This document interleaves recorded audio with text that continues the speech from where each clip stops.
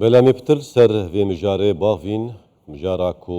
زيدابونا كوچا گنجني زديا برف أوروباي سدمو چارة سريچنا ممهوانا كي جدهو كي سعيد جردو سروكي دستيا بلندا بنگه لالش بري سعيد دسبيكتو بخير هاتي بوچ يفرجا روج بروجي زيدت بتيا گنجني زديا برف أوروباي و چند ساله دورا شنگال تمامی بگشتی هاتیا رزگار کردن. سدم چیه؟ بله بشکی سپاس جبو جنابتا و سلاف جبو بینرد کردستان 24 هلبت کوچا گنجا کو دستپیکا جینوسایدا ازدیانو حتی روژاییرو ابردواما اگر نو قوناغ و قوناغ ریجی هات بیا گهورین لهر کوچ کرنا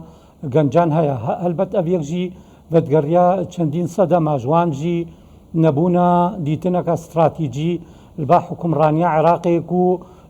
باش الروجا همو بيك هاتد ادوي ولاتي دابين بكا ووان دلتصل بكا كو باش الروجا وان باش الروجا كقشا ديسان نشارزاي سردريد قل بويران هاتانوها برين جينوسايدا ازديا بێدەرمان ماینە هەتانها خەڵکەکل چەندین کەمپادا ژین و ژیارەکە پڕ زەحمەت بنا سەرا دیسان ئەو سۆزت هەکا حکوومەتدا خەڵکێمە کو وێ ئێنا جێبجێکردن و دەلیێت کاریان ئێدا مەزراندنەوە وێژی ڕەپەیدا بن ئەو سۆژی یان گیرۆت بن یان یەکسەر ناینە جێبجێکردن بۆ نمونەژی بە دەمەکە درێژە على اساس بریارە دامەزراندنا 10,500 پۆلیسی نافخۆیش بۆ پاراستنای نایا شنگال هات بۆدان هەتا ڕۆژا ئیرۆ هەلاوێستی مایە و چەندین بریارێت دیێت هەلاوێستی ماینە قەرەبووکردنێژی هەرچەندە احتیمالە جاروبارە ناوێت خەڵکەکی ما نێوان خێزانت قەرەبووکردن وێرانکردنا گوند و ماڵ و ممتەلەکاتی دوان دەردکەوێ هەتا نۆژی ئەزبار ناکەم چ خێزانە ئەو قەرەبووکردن وەرگرت بن دیسان دەستێ وەردانە وڵاتێت هەرێمایەتی کاروبارێت عێراقێ نافخۆ هەموو بێهیڤی و بێ ئۆمێدیەکێ درستت کە لۆمە گەنجی دەما بێ ئۆمێدت بێ هەلبەت ڕێکەکێت گەڕیە هەکا ئەش پاشە ڕۆژەکێ ئەش بۆ خۆ و خێزانە خۆیان پاشە ڕۆژێژی تەمین بکە ئەو بوو چ ڕێکل بەرنامینن جبلی ڕێکا کۆچکردنێ هەلبەت ئەو وڵاتێ هەکا دەلیێت کارش خەڵکی خۆڕا تەمینت کن هەکا دیتنەکەوانە استراتیژی هەبێ پاشە ڕۆژەکە گەشش ژملەتی خۆڕا تەمین بکن ئەس بەهۆڕ ناکەم ڕۆژەکەش ڕۆژان گەنجێ دوان وڵاتە دلەکی خۆش وڵاتی خۆبجێل ڕووبکنا وڵاتێت ئۆروپا یان دەربەدەر ببن ئەڤ یەک هەلبەتش ناچاریە لۆمە فرا سەر سیاست مەدارێت عێراقی سەر حکومڕانیا عێراقی کە پێدەچوونەکێ سیاسەتا خۆدە بکە ژبەر وڵاتێت هەکەش گەنجا هاتنە بالاکردن بنا وڵاتێت پیرت مینن و هیچ گەشەیەکە ئابووریژی تێدە نامین باش وڵات ڕێککەفتنە شنگالێت ناوبەرە حکوومەتە فێدراڵ و یا هەرێما کوردستانێدا چما تانها ئەو ڕێککەفتنە هاتیە يعني ئەنجامدان کو ئەو ببتە چارەسەریەک کو خەلکی دەڤەرا شنگالێک و نوها هەزاران کو دناف کەمپاندانە ئەم شەین بێژین کو ئەڤە ئێکس وان سەدەما کو ئەف کوچا گەنجان زیدە بتن بەرەف وڵاتین ئەوروپا هەلبەت ئەو ڕێککەفتنە بەری بیژە چەند ساڵە نێبە حکوومەتە فیدرال و حکوومەتە هەرێما کوردستانێدا هاتیە ئیمزاکردن سەبارەت ئاساییکردنا ڕەوشە شنگالێ و بەگەڕیانە ئیدارە شەرعی و دەستپێکردنا پرۆژێت خزمەت گۆزاریە و یاسا سەروەریە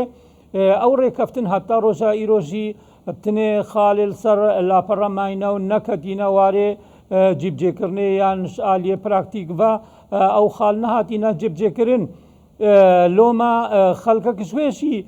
بێهێوی بوو و چاوە عێراق سۆزێت داک و ئەڤ ڕێککەفتنە هاتیا ئیمزاکردن ئیدی ڕۆژ ڕۆژ بکەویێوارێ جێبجێکردنی هەرش ڕۆژە دەست پێکە ئیمزاکردنێ هەتا ڕۆژە ئیرۆژی مخابنی بە هیچ خاڵک ژێ دوێ ڕێککەفتنێ نهاتیا جێبجێکردن و ڕەنگە نهێنە جێبجێکردنجی لۆمە فەرە حکوومەتە فیدرال بەهەفکاریت گەل حکوومەتە هەرێما کوردستانی و UN و جڤاکان نێودەوڵەتی هەزر پێنگاوێت خۆرتێت ئاڤێتنا پراکتیکی بکە نەک بتنێ خال سەر وەرەقێ بمینن و سۆزەکی بدیا خەڵکەکی وەکە مخەدەرەکی پێ بنبن و دەمەکێک ئەکە خۆ هشیار بوون بینن هیچ تشتێک نینە ئەو ڕێکەفتن فەرە بێتە جێبجێکردن و هەکانەیە جێبجێکردنجی بلا دووبارە حکوومەتە فیدرال گەل حکوومەتە هەرێمێ و جڤاکان نێودەوڵەتی و UN لێک ڕوونین وێ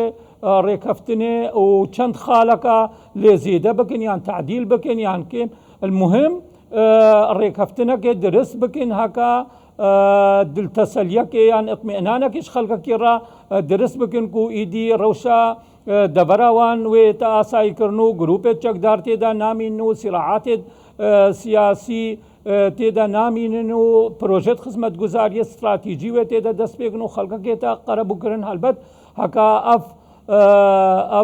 ڕێکش خەڵکەکی ڕا هاتبافەکردن و ئەف خالێت هەکەمە دیارکردین هاتبانە جێبجێکردن و پرانیاوان خالێت وێ ڕێکەفتنێنە ئەزل وێ باوەریێمە خەڵکەکی نوها زێدەتر خەڵک بەگەڕیا بۆ سەر جیه و وارێت خوا و ڕەنگە کۆچکردنا گەنجاشی کێمتر بوو بە چاغێ